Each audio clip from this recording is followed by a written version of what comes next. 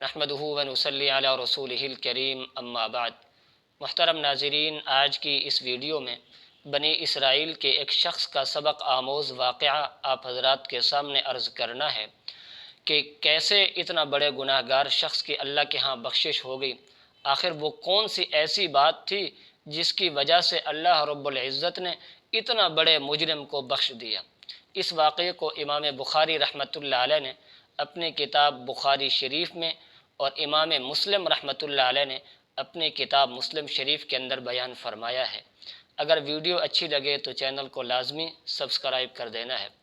محترم ناظرین، بخاری اور مسلم دونوں کتابوں کے اندر حضرت ابو سعید خدری رضی اللہ تعالی عنہ کی روایت موجود ہے۔ حضرت ابو سعید خدری رضی اللہ تعالی عنہ ارشاد فرماتے ہیں کہ جناب نبی کریم صلی اللہ علیہ وسلم نے ایک مرتبہ ہمیں بیان فرمایا اور میں نے حضور کو یہ کہتے ہوئے سنا کہ بنی اسرائیل میں ایک ایسا شخص تھا جس نے 99 لوگوں کو قتل کر رکھا تھا۔ 99 لوگوں کو وہ اپنے ہاتھوں سے موت کے گھاٹ اتار چکا تھا۔ پھر وہ اپنے اس گناہ پر، اپنے اتنے بڑے جرم پر وہ شرمندہ ہوا، نادم ہوا، تو اس نے لوگوں سے پوچھا کہ اس وقت دنیا میں کوئی بڑا عالم موجود ہے جس کے پاس جا کر میں اپنے مسئلے کا حل دریافت کر سکوں، اپنے گناہوں کی معافی کی کوئی صورت اس سے پوچھ سکوں۔ تو لوگوں نے اس کو ایک راہب کی طرف بھیجا۔ وہ آدمی اس راہب کے پاس چل کر آیا اور راہب کے سامنے اپنا سارا واقعہ کہہ سنایا کہ میں نے 99 لوگوں کو قتل کر رکھا ہے، 99 معصوم لوگ میرے ہاتھوں سے مارے گئے ہیں، تو اتنا بڑے جرم کی کوئی معافی کی صورت ہے؟ کیا کوئی ایسی صورت ہے جس کی وجہ سے میرے یہ سارے گناہ، سارے قتل مجھ سے معاف ہو جائیں؟ تو اس راہب نے کہا کہ تیری معافی کی کوئی صورت نہیں ہے، کوئی ایسی صورت نہیں ہے جس کی وجہ سے تیرا اتنا بڑا جرم معاف ہو جائے۔ تو وہ آدمی فوراً طیش میں آ گیا، غصے میں آ گیا، اور اس نے غصے میں آ کر اس راہب کو بھی قتل کر دیا۔ اس راہب کو قتل کرنے کے ساتھ اس کے 100 قتل پورے ہو گئے۔ لیکن وہ اپنی اسی جستجو اور تلاش میں رہا، لوگوں سے پوچھتا رہا کہ کوئی مجھے ایسا عالم بتلاؤ، کوئی ایسا اللہ والا بتلاؤ جس کے پاس جا کر میں اپنے مسئلے کا حل دریافت کر سکوں۔ تو لوگوں نے اس کو ایک اور عالم کے پاس بھیجا۔ وہ اس عالم کے پاس چل کر آیا اور اس نے اپنا مسئلہ اس کے سامنے بیان کیا کہ میں نے 100 لوگوں کو قتل کیا ہوا ہے، تو کیا میرے اس گناہ کی، میرے اس جرم کی معافی کی کوئی صورت ہے جس کی وجہ سے میرا یہ جرم معاف ہو جائے؟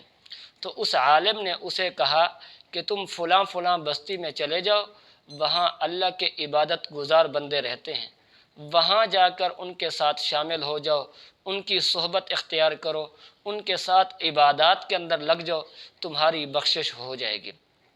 اب وہ شخص اسی بستی کی طرف اپنا ارادہ کر کے نکلا کہ تاکہ اس بستی میں پہنچ کر ان اللہ والوں کے ساتھ صحبت اختیار کر کے اپنے گناہوں کی معافی اللہ سے مانگ سکوں۔ وہ چلتا رہا، ابھی اس نے کچھ سفر طے کیا تھا، راستے میں اس کی موت واقع ہو گئی۔ جب اس کی موت واقع ہو رہی تھی تو اس نے اپنے آپ کو اس بستی کی طرف جھکا دیا، یعنی جس بستی کی طرف وہ چل رہا تھا وہ تھوڑا اس بستی کی طرف جھک گیا۔ اب جب اس کی موت واقع ہو گئی تو رحمت کے فرشتے بھی آ گئے اور عذاب کے فرشتے بھی آ گئے۔ اب دونوں کا آپس میں جھگڑا ہوا۔ رحمت والے فرشتوں نے کہا کہ ہم اسے لے جائیں گے، اور عذاب کے فرشتوں نے کہا نہیں، اسے ہم لے جائیں گے، اس لیے کہ اس نے زندگی میں کوئی نیک کام کیا ہی نہیں ہے جس کی وجہ سے تم اس کو لے جاؤ۔ اور رحمت کے فرشتوں نے کہا کہ اس نے اگرچہ دنیا میں کوئی کام نہیں کیا ہوگا لیکن یہ توبہ کے ارادے سے چلا تھا، توبہ کے ارادے سے اپنی بستی کو چھوڑ کر دوسری بستی کی طرف چل رہا تھا، لہٰذا اس کو ہم لے جائیں گے۔ ابھی ان کے درمیان یہ گفتگو جاری تھی، یہ جھگڑا چل رہا تھا، تو اللہ رب العزت نے ایک فرشتے کو انسانی شکل میں بھیجا ان کے پاس۔ تو ان دونوں فرشتوں نے، رحمت کے فرشتے اور عذاب کے فرشتے نے کہا کہ اس تیسرے آدمی کو ہم اپنا ثالث مقرر کر لیتے ہیں، یہ ہمارے درمیان فیصلہ کرے گا۔ تو اب اس تیسرے فرشتے نے جو انسانی شکل کے اندر آیا ہوا تھا، اس نے کہا کہ دونوں بستیوں کا فاصلہ دیکھا جائے، دونوں بستیوں کا فاصلے کی پامائش کی جائے، جس بستی سے یہ چلا تھا اس کی پامائش بھی کی جائے، اور جس بستی کی طرف یہ جا رہا تھا اس بستی کی بھی پامائش کی جائے۔ اب جس بستی کے یہ زیادہ قریب ہوگا اسی طرح کے فرشتے اسے لے جائیں گے۔ تو یہاں پر آتا ہے کہ جب اس فاصلے کو ماپا گیا، اس کی پامائش کی گئی، تو وہ ایک بالشت اس بستی کے جس کی طرف وہ جا رہا تھا، نیک وکار لوگوں کی بستی کی طرف ایک بالشت زیادہ قریب تھا، تو رحمت والے فرشتے اس کو لے گئے اور اللہ کی طرف سے اس کی بخشش کے فیصلے ہو گئے۔ اب اس حدیث سے، اس واقعے سے ہمیں معلوم ہوا کہ انسان کو اپنے گناہوں پر مایوس نہیں ہونا چاہیے، اللہ کی طرف گڑ گڑاتے رہنا چاہیے، بخشش کی کوشش کرتے رہنا چاہیے۔ ہو سکتا ہے اسی طرح کوشش کرنے کی وجہ سے ہماری بھی بخشش ہو جائے اور توبہ اللہ کے ہاں ہماری قبول ہو جائے۔ اور توبہ کے لیے 5 چیزیں ضروری ہیں۔ پہلی چیز اپنے گناہوں کا اعتراف، اقرار کہ میں نے گناہ کیا ہے، اے اللہ مجھ سے یہ گناہ ہو گیا ہے۔ تو پہلی چیز ہے گناہوں کا اقرار، اور دوسری چیز ہے گناہ چھوڑنے کا پختہ ارادہ اور پختہ عزم، اور تیسری چیز ہے اپنے گناہوں پر شرمندگی، ندامت کا احساس ہو، اور چوتھی چیز ہے حقوق العباد کی ادائیگی۔